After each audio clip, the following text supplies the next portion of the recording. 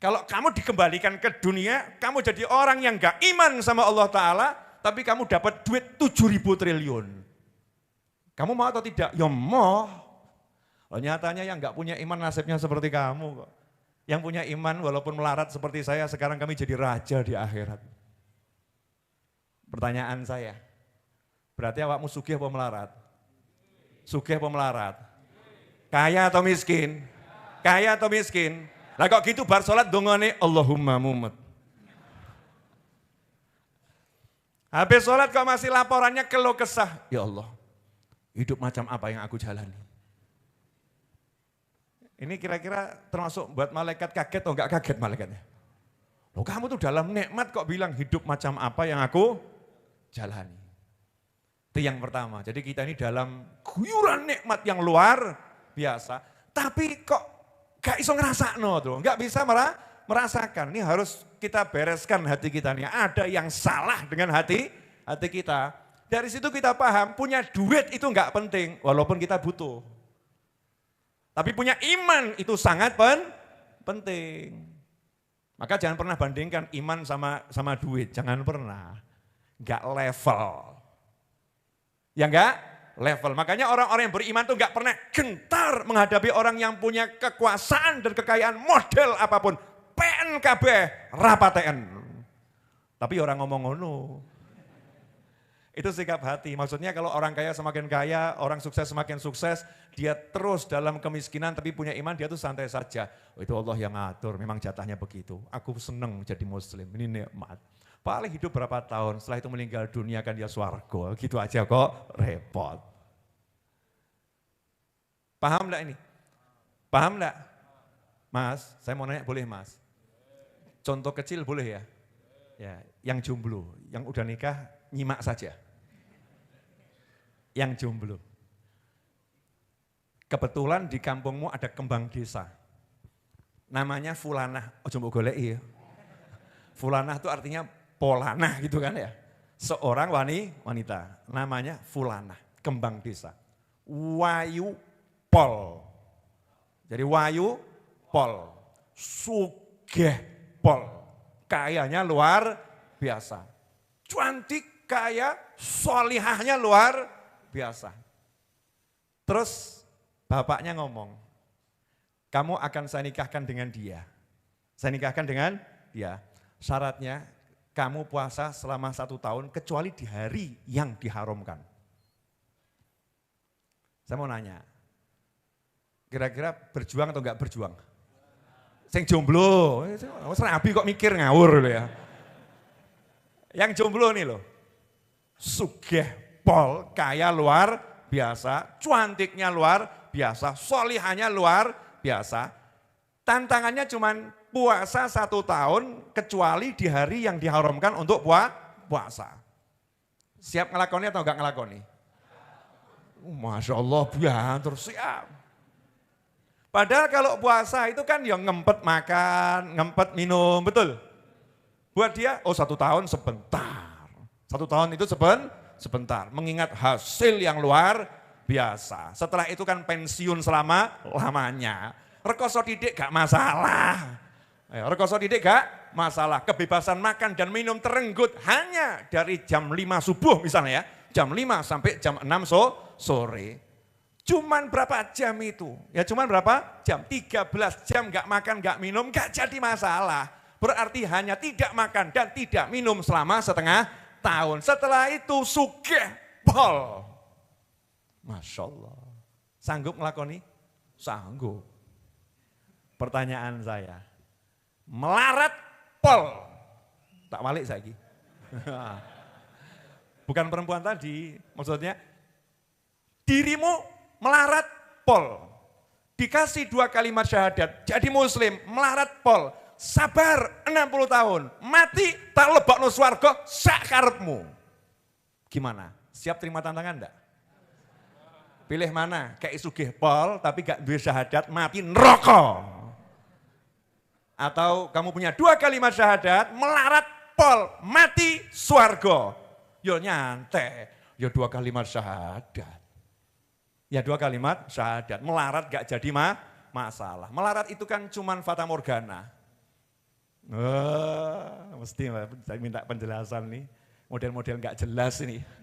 Loh betul kan model nggak jelas minta penjelasan. Kalau yang udah jelas kan nggak minta penjelasan. Kenapa saya bilang melarat itu fata morgana? Ilusi. Melarat itu ilusi. Hanya orang-orang yang merasa melarat yang melarat.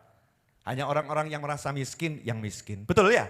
Kalau nggak merasa miskin kan tetap kaya. Contohnya orang gila. Orang gila itu nggak pernah merasa miskin. Panganan apa dipangan. Betul kan ya? Omahe sapa dileboni kok. Wong edan kok. Omahku. Betul kan ya? Nyantai. Permainan pikiran. Saya kasih contoh yang sering saya contohkan dan antum udah entah ratusan kali dengar kisah ini. Nelayan tidur di sampan di tepi pantai siang hari. Di sampingnya ada kapal pesiar yang sangat besar dan megah. Di atasnya ada saudagar kaya raya. Lihat kok ada nelayan siang hari tidur di sampan yang kecil, yang dayung itu. Maka turunlah ini yang punya kapal pesiar tadi. Kemudian nyamperin dan dibangunkan. Mas, bangun mas. Loh kenapa Pak? Kamu tuh masih muda, sayang kalau jam segini itu tidur. Buat melaut, kerja yang giat. Nah, nanti kalau kamu giat dapat ikan banyak. Kalau dapat ikan banyak kamu nggak capek lagi dayung, bisa beli motor bootnya itu. Ya mesinnya bisa beli. Kalau udah punya mesin kamu bisa melaut lebih jauh lagi. Dan nggak capek. Nanti ikannya lebih bagus dan lebih banyak, hasilnya lebih hebat. Nanti kamu ganti dari sampan, kamu punya speedboat, ya kapal yang lebih cakep. Nanti kapalmu akan semakin besar. Kalau udah kamu punya kapal pesiar seperti saya.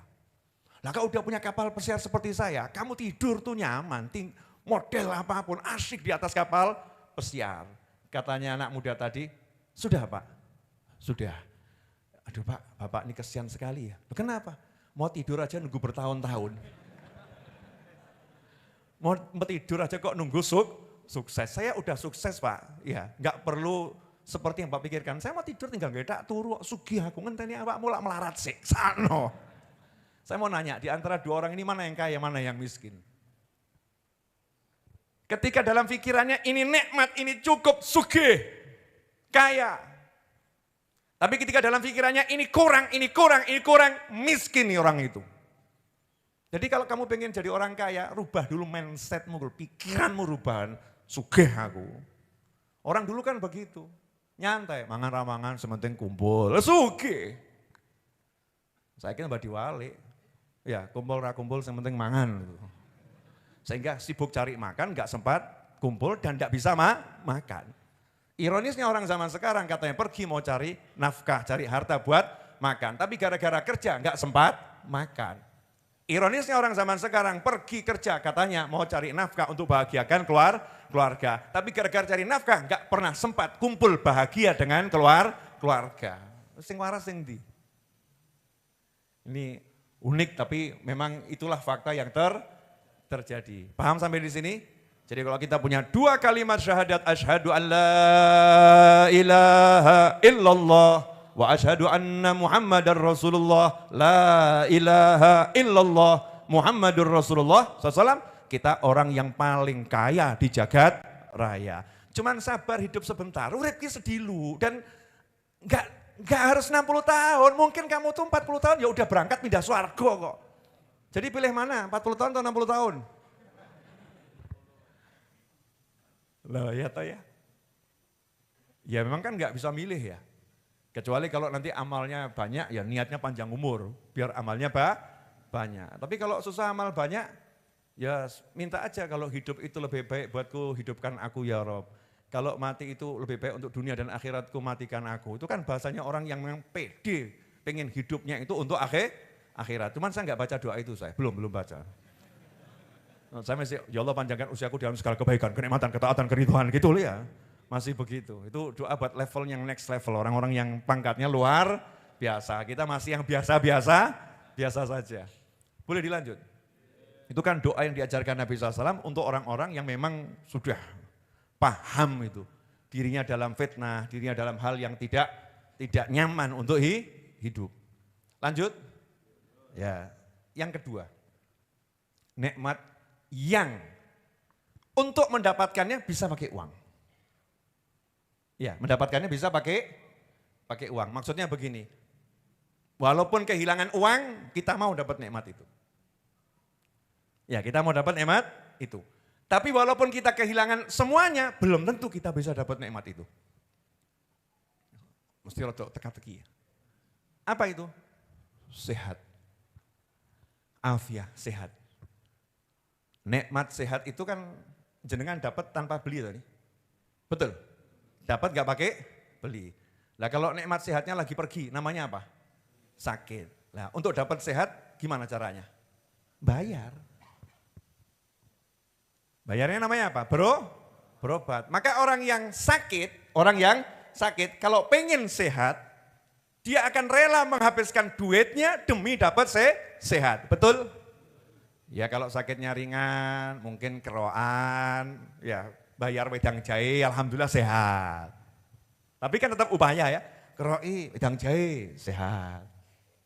Nah, tapi kalau pas ada orang kaya raya, duitnya itu 5 triliun. Ojo nanggung-nanggung sisa akeh. Duitnya 5 triliun. Kebetulan kena penyakit lumpuh total, kedep aja nggak bisa. Na'udzubillah min dzalik. Sugih pol, suatu hari jalan kepleset, duk, gak bisa obah. Kedep aja nggak bisa. Belalak ini. Ya, belalak aja. Cuman dia sudah, namanya juga orang pinter, sudah tulis wasiat kepada manajernya gitu ya. Kalau sesuatu terjadi pada saya dan saya sakit, ya dan saya sakit, seluruh harta saya harus digunakan untuk pengobatan saya. Ahli warisnya semumet mantek gitu, cekot. Bahkan ahli warisnya mungkin kerja sama manajernya, apa nggak bisa dipercepat tuh ya. Na'udzubillah min dzalik. Dia sudah memikirkan kalau sakit, harta saya habis gak apa-apa, yang penting saya sehat. Berarti harganya sehat itu mahal atau murah? Mahal atau murah? Lah kamu gak pakai minta dikasih sehat, kok cek kroso melarat, menungso model apa iki? Paham enggak? Saya dikasih sehat, kok belum bisa bahagia, belum bisa merasa kaya, muslim, mukmin, sehat, ora senang tambah Rasulullah. Masya Allah, gangguan jiwa tingkat tinggi saudara-saudara. Paham?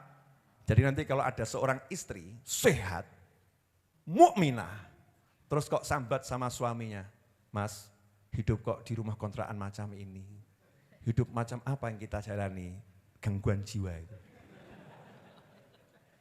Tapi ojo ngomong ngono gue, dek rawaras gue, ojo ngomong ngono. Jangan, cukup potongkan video ini, setelkan kepadanya. Rampung HP-mu di pesawat nih awakmu. Bukan begitu cara penanganannya, bukan. Ajak ke majelis. Ya, ajak ke majelis. Biar nanti pola pikirnya berubah. Ya memang ada proses. Ada proses. Nah ini dua nikmat yang manusia lupa. Nikmat iman dan nikmat sehat. Banyak orang yang gak sadar, dikasih Allah kekayaan yang luar biasa. Makanya kalau naudzubillah min dzalik seseorang gak mensyukuri nikmat ini, nikmat iman dan sehat gak disyukuri, sama Allah dicabut itu. Dan Allah nyabutnya itu sifatnya mengingatkan. La in syakartum la azidannakum wa la in kafartum inna adzabi lasyadid. Kalau syukur aku tambah, kalau kufur ingat azabku pedih. Gak langsung dicabut, disuruh ingat dulu. Nah ingat tuh misalnya kasih sakit-sakit ringan ya. Ya biar ingat. Sholat kok gak iso khusyuk. Ya gak bisa khusyuk. Itu sebetulnya bagian iman kita sudah tercabut titik-titik itu. Ngaji kok gak iso ngerasa nikmat baca Al-Quran. Giliran lihat musik-musik yang setengah jelas gitu ya. Atau yang enggak jelas, kok rasanya nikmat. Begitu ada orang ngaji kok bribeni gitu ya. Ada orang baca Al-Quran, bribeni apa gitu. Begitu ada musik yang seru, Masya Allah. Itu bagian keimanannya sudah mulai tercabut itu. Yang setengah-setengah ngaji, Masya Allah, Masya Allah. Musik edan, Masya Allah. Ini setengah-setengah ini, soalnya ini jamaah majelis juga ya. Jadi kadang pasang, kadang surut. Kalau masih pasang surut masih bagus. Iya, yang bahaya itu pasang, tapi bukan surut. Jadi begitu pasang tapi langsung nyungsep ini. Kalau pasang surut kan biasanya surutnya sedikit ya. Tapi kalau pasang naik kemudian ambles lah, itu ngeri. Naudzubillah min dzalik. Nah, fungsinya kita hadir majelis adalah biar iman kita ini disadarkan terus. Kaya-kaya yang hadir majelis Ar-Raudhah harus merasa kaya. Harus, orang bab amin ini. Ini bab alhamdulillah ya. Alhamdulillah. Jadi urusan duit itu bukan ukuran kekayaan. Ya, miskin itu bukan ukuran nggak punya duit. Miskin itu kalau kamu merasa kurang, itu namanya miskin. Kalau udah merasa cukup seperti nelayan tadi kan ya asik-asik saja. Nikmat. Contoh, Bu. Oke, saya kasih contoh ya. Ibu-ibu yang kaya raya. Dibuka lemari, isinya pakaiannya cuma 5 lembar pakaian. Ya, 5 lembar pakaian. Itu sudah lengkap dengan celana, kalau ada celana panjang ya celana panjangnya 5 lembar itu. Ditanya sama anaknya, Bu, ya nak, mari Bu kita ke pasar, terus mampir ke mall, beli baju baru buat ibu yang bagus. Dijawab, aduh nak, itu yang di lemari aja masih dipakai, masih bagus. Nyucinya ada 5 sudah capek, masa mau nambah kerjaan lagi. Belum lagi pakai pergi ke pasar, muter-muter cuman buat cari kain. Orang nak kurang kerjaan nak, wes gak nak cukup iki nak. Saya mau nanya ini, perempuan model begini masih ada enggak? Masih ada enggak? Hah?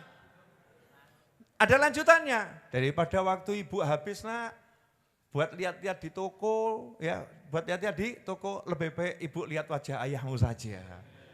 Masya Allah.